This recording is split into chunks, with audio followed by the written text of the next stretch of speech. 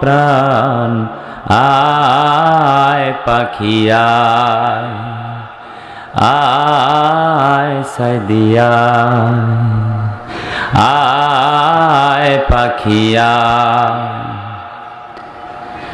এসে দেখো কত ভক্ত শ্রোতা জমেছে তাদের বুকে কত ব্যথা, করেছে পালন শুধু নীরবতা, সবার মুখে শুধু একটি কথা, আয় আয় পাখি আয়, আয় সাইদিয়া আয় রে আয় টিয়ে গানের পাখি, তোমার আশায় পথ চেয়ে থাকি।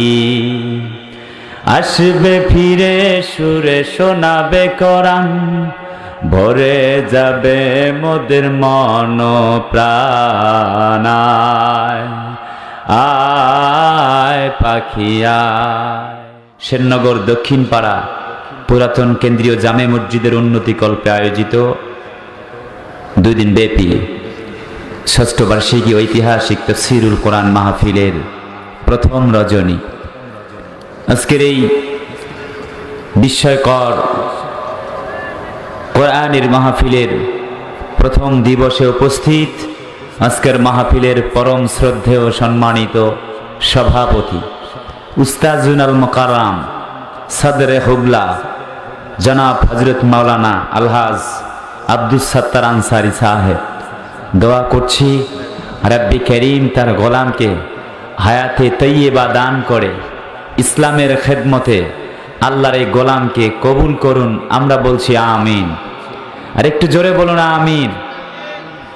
মাহফিলের সম্মানিত প্রধান অতিথি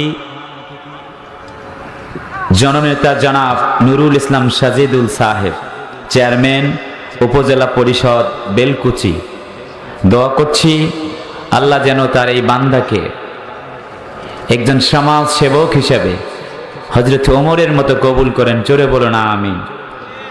মাহফিলের সম্মানিত অতিথি বেলকুচির কৃতি সন্তান নবনির্বাচিত সম্মানিত মেয়র জনাব জননেতা সাজ্জাদুল হক রেজা, দোয়া করছি সম্মানিত শ্রদ্ধেয় বড় ভাইয়ের জন্য রব্বি করিম যেন ইসলামের খেদমতে তার গোটা জিন্দেগি কবুল করেন। চিল্লায় বলছি আমিন। আর উপস্থিত হয়ে হয়তো এই মঞ্চকে ধন্য করবেন বলে আমরা আশাবাদ ব্যক্ত করছি। তাদের আসবার মধ্য দিয়ে মঞ্চ ধন্য হবে বলে আমরা আশাবাদ ব্যক্ত করছি। আরও আছেন জনাব ফরিদ আহমেদ সাহেব সহ সম্মানিত অতিথিবৃন্দ, আমন্ত্রিত হযরত উলামায়ে কেরাম, বিশেষ করে আজকের মাহফিলের সম্মানিত প্রধান বক্তা কোরআনুল কারীমের এক বার্তা বাহক, কোরআনুল কারীমের জীবন্ত ভাষ্যকার, জননন্দিত বক্তা হযরত মাওলানা আলহাজ অধ্যাপক নুরুল আমিন সাহেব। সম্মানিত ওস্তাদজির জন্য দোয়া করছি রব্বে করিম কোরআন থেকে হক কথাগুলি বলবার তৌফিক দান করুন। আপনারা বলুন আমিন। আগামীকাল মুফতি আমির হামজা ভাই চলে আসবেন ইনশাআল্লাহ। আমি নিজেই তার সাথে কথা বলেছি, দাওয়াত করেছি। আল্লাহ চাহে তো পারিপার্শ্বিক কোনো ঝামেলা না হলে অবশ্যই তিনি আপনাদের মাঝে তাশরীফ আনবেন ইনশাআল্লাহ। আগত স্বাগত আমার প্রাণ প্রিয় হৃদয়ের স্পন্দন কলিজার টুকরা বেলকুচিবাসী তৌহিদি মুসলিম জনতার একাংশ, পর্দার আড়ালে আমার মায়েরা বোনেরা মেয়েরা, পুলিশ প্রশাসনের শ্রদ্ধাভাজন ভাইয়েরা, উপস্থিত সকলকে জানাচ্ছি আলোচনার শুরুতে সালাম। আসসালামু আলাইকুম ওয়া রাহমাতুল্লাহি ওয়া বারাকাতুহু। আপনারা সবাই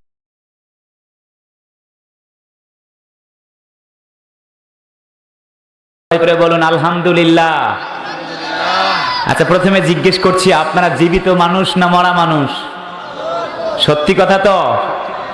হ্যাঁ, আমার নজরুল ভাই এসেছে কই? আচ্ছা, আলহামদুলিল্লাহ। বলছি আপনারা জীবিত মানুষ, এ কি সত্যি কথা না মিছে কথা? সত্য কথা। একটু তাহলে জীবিত মানুষের মতো আওয়াজ দেওয়া লাগবে। পারা যাবে? যদি হাঁপায় যায় তাহলে ওয়াজ করতে করতে আমার হাঁপায় যাবার কথা, কিন্তু আপনারা হাঁপায় গেলে চলবে না। কোরআনের জন্য একটু আওয়াজ দেওয়া লাগবে। পারবেন কি পারবেন না? বন্ধুরা আমার, আজকের এই নান্দনিক আয়োজন আমাদেরকে বড় মুগ্ধ করেছে। এই সুন্দর সাউন্ড সিস্টেম, আপনাদের এই ডেকোরেশন, আপনাদের আপ্যায়ন, সর্বোপরি বেলকুচি বড়া এই মঞ্চগুলি যখন আসি, ওভারঅল বেলকুচিতে অনেক বড় ভালো লাগে যে কোরআনের জন্য কে আওয়ামী লীগ বিএনপি জামাত জাসদ বাসদ দেখবার বিষয় নয়, কোরআনের মাহফিল বাস্তবায়ন করা লাগবে। এই কথাটা সত্য বলছি না মিথ্যা? ঠিক কিনা বলেন? হয়তো 2-4 জনের ব্যাপার আলাদা, তবে আমরা এমন দোয়া করি যদি কেউ কোরআনের বিরোধিতা করে আল্লাহ যেন তাকে কোরআনের পথে আসবার তৌফিক দেয়। আপনারা বলেন আমিন। ভাইয়েরা আমার, লম্বা কথা বলা যাবে না। চিকিৎসা বিজ্ঞান আজ যেখানে ব্যর্থ, আল্লাহ পাক ছোট্ট এক ভাইরাস দিয়ে বোঝাতে চেয়েছেন বান্দারে, ফিরে আয় বান্দা, ফিরে আয়। আর না, অনেক হয়েছে, স্টপ, এখন একটু থাম। অনেক অন্যায়, অবিচার, জুলুম, অবিচার, সুদি কারবারি, ঘুষি কারবারি অনেক করেছো বান্দা, এখন একটু থাম, ফিরে আয়। আমি শুরুতেই সূরাতুল ইউনূস থেকে একটি আয়াতে কারিমা মাত্র তেলাওয়াত করেছি। এই সূরাটি নবীজির মাক্কি জীবনে নাজিল হয়েছে। 109টি আয়াত আছে, 11টি রুকু রয়েছে। এই সূরাটি কোরআন শরীফের 10 নম্বর সূরা 11তম পারায় আছে। এখানে আল্লাহ তাআলা চমৎকার কিছু কথা বলেছেন, আমি সেগুলি আপনাদের সামনে উপস্থাপন করব বলে একটু চিন্তা ভাবনা করেছি। যদি আমার মহামহিয়ান আল্লাহ তাআলা আমাকে একটু তৌফিক দান করেন। সে আয়াতটা হচ্ছে সূরাতুল ইউনূসের 92 নম্বর আয়াত। আল্লাহ যারা ইসলাম বিরোধী তাদের নমুনা পেশ করেছেন এই আয়াতের ভেতরে, যেমন ফেরাউন। কথা বলে না, ঠিক কিনা বলেন? অতএব আল্লাহ ভাইরাস দিয়ে একটু ছোট্ট সতর্ক করে দিয়েছে, বান্দারে ফিরে আয়। অতএব যে তাফসীর প্রোগ্রামে আমরা যোগদান করতে পেরেছি, এই মহতি জলসায় আপনারা আসতে পেরেছেন, সেজন্য খুশি না বেজার? আমরা বলছি আলহামদুলিল্লাহ। নবীজির প্রতি দরুদ আর সালাম পাঠ করছি। আমরা সমস্বরে সংক্ষিপ্ত আকারে বলছি সাল্লাল্লাহু আলাইহি ওয়াসাল্লাম। প্রিয় উপস্থিতি, তাহলে চিকিৎসা বিজ্ঞান যেখানে ব্যর্থ, আল্লাহ তাআলার আহ্বান হচ্ছে বান্দারে, মসজিদগুলি বন্ধ হয়ে গিয়েছিল, এখন খোলা আছে, আয়, ফিরে আয়। যুবকেরা, তুমি কি ফিরবে না বলো তো? কবে ফিরবে বলো? এই ভাইরাসের সময় মানব জাতিকে সূরা ফুরকানের ৭০ নং আয়াত যেন ডেকে বলছে, দেখো, ইল্লামান তাবা ওয়া আমানা ওয়া আমিলা আমালান সালিহান ফাউলাইকা ইউবাদদিলুল্লাহু সাইয়্যাতিহিম হাসানাত ওয়া কানাল্লাহু গফুরার রহিমা। কোরআন বলে, বান্দারে ভুল করেছ, তুমি তোমার জীবনকে জুলুম করেছ, আমি আল্লাহরে রব হিসেবে জীবনের সকল সময়ে মানতে পারো নাই। তুমি তোমার জীবন নির্দেশিকা, তোমার জীবনকে যা ইচ্ছা সেইভাবে চালিয়েছ। বান্দারে যদি ফিরে আসতে পারো, নামাজ পড়ো নাই, সুদি কারবারি করেছ, ঘুষি কারবারি করেছ, রাহাজানি করেছ, ছিনতাই করেছ, জীবনে অনেক ভুল করেছ, বাবা মার খেদমত করো নাই, হয়তো যেইভাবে করবার প্রয়োজন ছিল করো নাই। আবার আল্লাহ বান্দাকে ডাক দেয়, বান্দারে এত ভুলের ঊর্ধ্বে তুমি নাও, দেখো বান্দা, আয় আয়, ফিরে আয়, তওবা কর, আমি আল্লাহ তোমার জীবনের গুনাহগুলিকে পরিবর্তন করে নেকি বানায় দিব। আল্লাহ ডাক দিয়েছে, এটি যেন আমাদের চোখে আঙ্গুল দিয়ে দেখি দেয় আয়াতে কারিমা, সূরা ফুরকানের ৭০ নং আয়াত। বান্দা ফিরে আয়, অনেক হয়েছে, এবার একটু থাম, আল্লাহকে স্মরণ কর। দ্বিতীয় নির্দেশিকা, বান্দার ঈমান আন, বান্দারে ঈমান আন। যেমনটি আমরা দেখেছিলাম, কোরআন বলে ওই যে ফেরাউন বেচারা, এই আয়াতে কেমন ঘটনা ঘটলো আল্লাহ পাক সব কথা জানাই দিয়েছেন। দেখেন, হাত্তা ইযা আদরাকাহুল গরাকু ক্বালা আমানতু আন্নাহু লা ইলাহা ইল্লাল্লাযী আমানাত বিহি বানু ইসরাঈলা ওয়া আনা মিনাল মুসলিমিন। যেমন ফেরাউনকে যখন আল্লাহ তাআলা সুবায় সুবায় যখন হত্যা করে, যখন পটকা মাছের মতো যখন পেটটা ভোলা গেল, তখন বলে ঈমান এনেছি সেই আল্লাহর উপরে। বনি ইসরাঈলারা যে আল্লাহর উপরে ঈমান এনেছে, বনি ইসরাঈলরা যে আল্লাহর প্রতি ঈমান এনেছে, সরাসরি আল্লাহর নামটা ডাকতে তার বড় কষ্ট হয়ে যায়। আর তখন বলে আমি তো মুসলমান, আল্লাহ আমার সুবাইতেছো। আমি না বলছি আমি মুসলমান, আল্লাহ কয় তুমি মুসলমান না, তুমি বড় বাটপা। কথা কয় না কে? ঠিক কিনা বলেন ভাইরা আমার, বন্ধুরা আমার?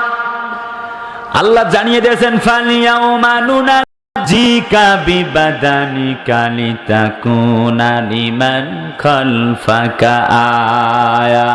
জোরে বলুন আল্লাহু আকবার। আল্লাহ পাক বলেন, সুবায় সুবায় শেষ করে দিয়ে প্রমাণ করিয়ে দিয়েছি বান্দারে, যারা ফেরাউনের মতো এই দুনিয়ায় আচরণ করবে মাফ নাই, তাদের কোনো ক্ষমা নাই। আল্লাহ বলেন, যারা আমি আল্লাহর সাথে দেয় যারা পাল্লা, আমি একজন আছি, আমার নাম আল্লাহ, আর দেরি হবে না, আমি তার নামটা জাহান্নামের খাতায় লিখে দিলাম। আল্লাহর সাথে পাল্লা দিয়ে তুমি পারবা না তো কোথায় যাবা?